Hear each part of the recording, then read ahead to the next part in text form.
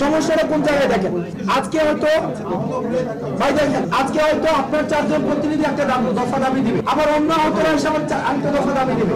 সরকার কোনটা মানবে আমাদের বলে? সরকার সব আহতদের, তার মানে কি সব আহত থেকে একটা দাবি আসা। আপনি এই যে ইমরান ভাই, আপনি বলেন এই যে এখানে হচ্ছে নাজমুল আছে, সুজন আছে, তুমি আমাকে সুজন বুঝাও। ধরো তুমি 5টা দাবি দিলা, দিয়ে চলে গেলাম, আবার আরেকটা গ্রুপ আসলো, আবার 5টা দাবি দিল, আবার আরেকটা গ্রুপ আসলো, 5টা দাবি দিল। এখন আমরা কোনটা করবো? এখন ভালো কোনটা যে সবাই আপনারা মিলে আপনারা প্রতিনিধি সিলেক্ট করেন, সিলেক্ট করে ওনারা কথা বলুন। তুমি আমাকে বলো ভাইরা যান, ওনাদের সাথে আমরা আলাদা বসে কথা বলবো। আচ্ছা ভাই, মিডিয়াতে আমরা ওনাদের সাথে আমাদের কথা বলতে অনেক কথা হয়তো বলতে পারতেছে না, ওনারা ইনফরমাল ডিসকাশন হইতেছে ভাই। আমরা এটা শেষ করে অফিসিয়াল প্রেস ব্রিফিং করবো, ওনাদেরকে নিয়েই করবো, সমস্যা নেই, ডিসকাশন করতে হবে।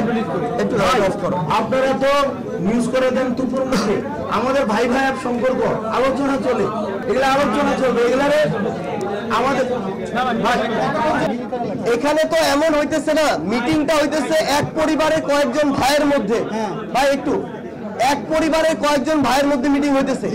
পরিবারের ভিতরে মিটিং এর সময় মানে আপনারা যে হিসাবে বলতেছেন, মনে হচ্ছে আমার কাছে এখন অনেকটা লাগতেছে যে ছাত্র দল আর ছাত্রলীগের মিটিং, যে কেউ ক্ষমতা আছে যদি মিডিয়া না থাকে কেউ মনে মেরে দিবে। ব্যাপারটা তো এরকম না ভাই, আমরা কথা বলি ভাইয়ের মধ্যে, পরিবারের মধ্যে মিটিং, যা চাইবেন ওইটা নিয়ে সকল উপদেষ্টার মতামত তাদের জায়গা থেকে দিবে, বের হয়ে আপনার দাবি আদায়ের মানে কমিটমেন্ট এটা দিয়ে একসাথে বের হয়ে প্রেস ব্রিফিং করবেন, তাহলে তো হয়ে যায়। ভাই উপদেষ্টারা দাঁড়ায় আছেন, আমাদের কথা বলতে হবে ওনাদের সাথে।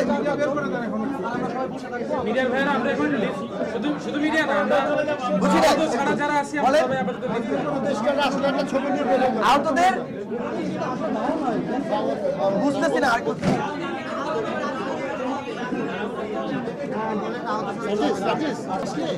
এই গ্যাদারিং এ কাজ আসবে না ভাই। ভাই অন্তত 10 জন আছে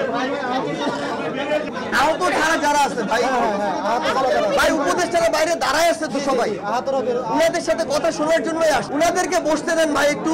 আহত ভাই ছাড়া, আহত ভাইয়েরা ছাড়া মিডিয়া এবং অন্যান্য অভিভাবক যারা আছেন সবাই বের হয়ে যাবেন।